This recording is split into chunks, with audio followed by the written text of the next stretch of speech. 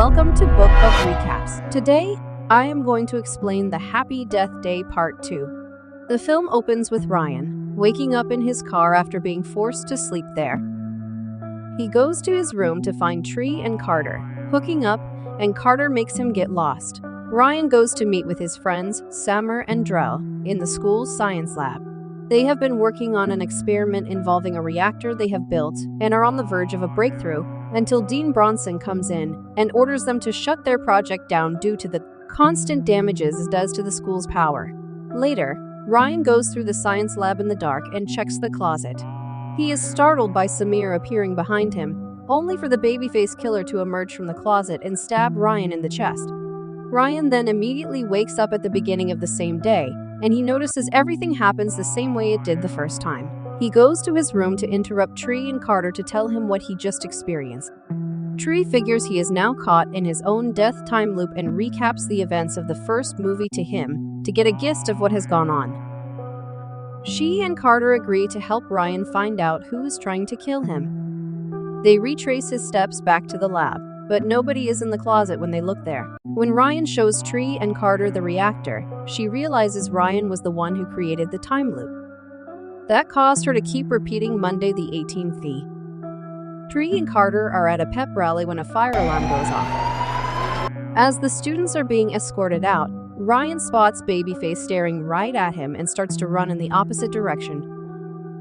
With Babyface following closely, he catches up to Ryan, but Tree knocks him out with a bat. They take off his mask and are shocked to find that the killer is none other than Ryan. Actually, it's Ryan from an alternate timeline. He has come to kill the Ryan from this timeline to prevent him from creating a catastrophic event with the reactor. Ryan 1 goes to activate the reactor to try and fix the timelines just as Bronson arrives to try and stop them.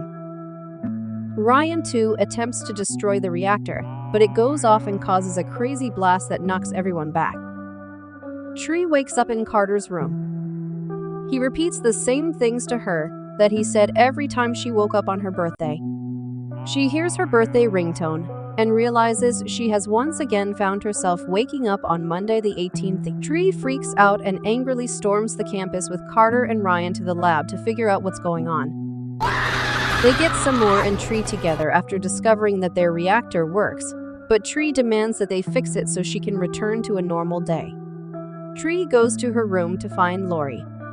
She asks for the poison cupcake that she figures Lori was preparing, but she tells Tree there is no cupcake, which means that Lori is not planning on killing Tree.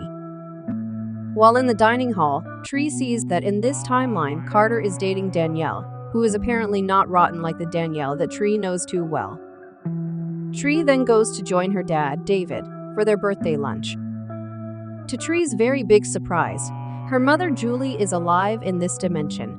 She goes to tearfully embrace her mother for the first time in years, and the three spend their time celebrating both Tree's and Julie's birthdays. Tree later looks through her phone and sees years of memories with her mom that she never knew about. Just as Tree is deciding to stay in this dimension, she sees a news report about John Toombs being taken to the hospital. She rushes there to kill him and grabs a fire axe. As Tree walks into Toombs' room, she is caught by a cop and is forced to drop the axe as he cuffs her. The cop is escorting her out when Babyface stabs the cop to death.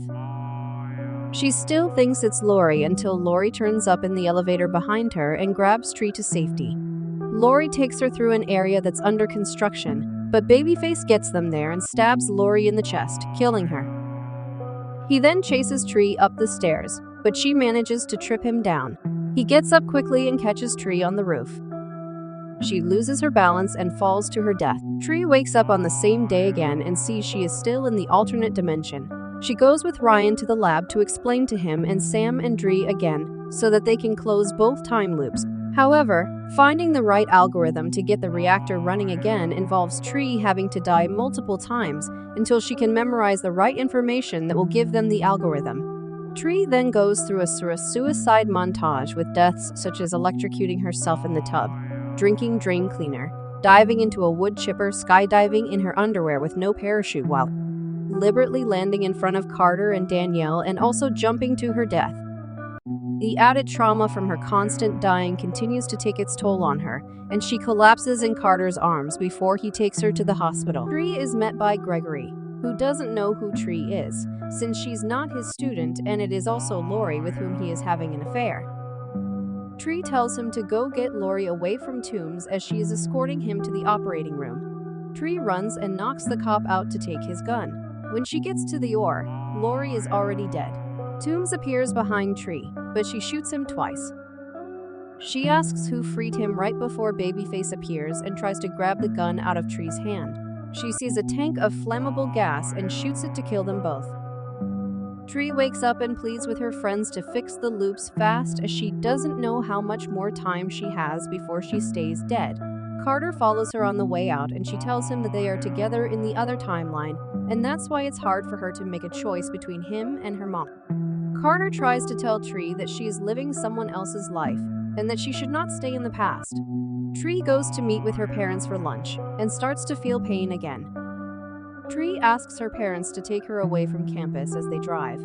Julie mentions eating a treat with Tree for their birthdays, but Tree realizes what Carter meant as these memories are not her own. The family stops at a motel to rest.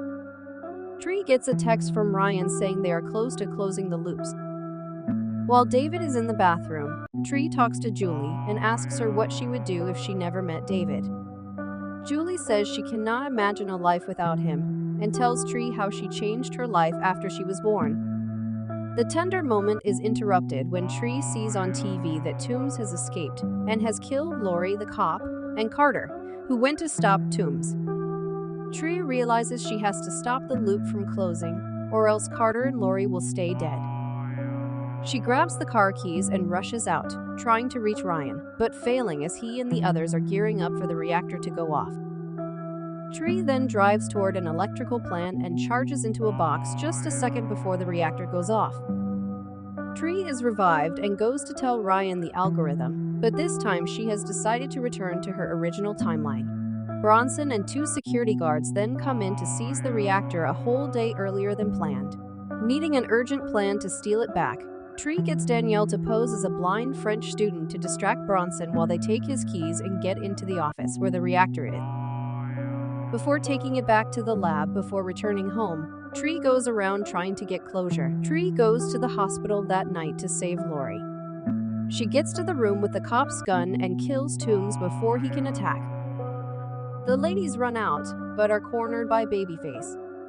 Tree correctly guesses that the killer here is Gregory, wanting to silence Lori for the affair. Before they can run, Gregory's wife Stephanie shows up to shoot Lori. She hands the gun to Gregory to kill Tree, but he shoots Stephanie first. Tree runs and grabs a weapon, and Gregory goes after her. He gets Tree in a room containing a high-powered magnet that he doesn't notice, but Tree does. She holds a screwdriver as he draws his gun on her, but she has some final words for him. With that, she turns the magnet on, and Gregory gets caught in it by a metal chair.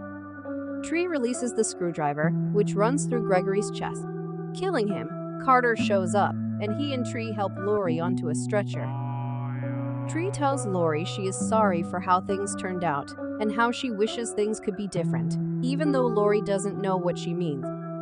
Meanwhile, Brian, Samir, and Tree have gotten the reactor up and running, but Bronson and the guards are trying to stop them again. Samir and Tree hold them off as long as they can. While the reactor turns on, Tree tells Carter again that they are together in the other timeline, and they share a kiss right just as the reactor reaches its mere second before Bronson can pull the plug. Everyone wakes up in the room. Right before the first blast, Tree looks over to Carter and asks Daniel. He responds with, "Who?"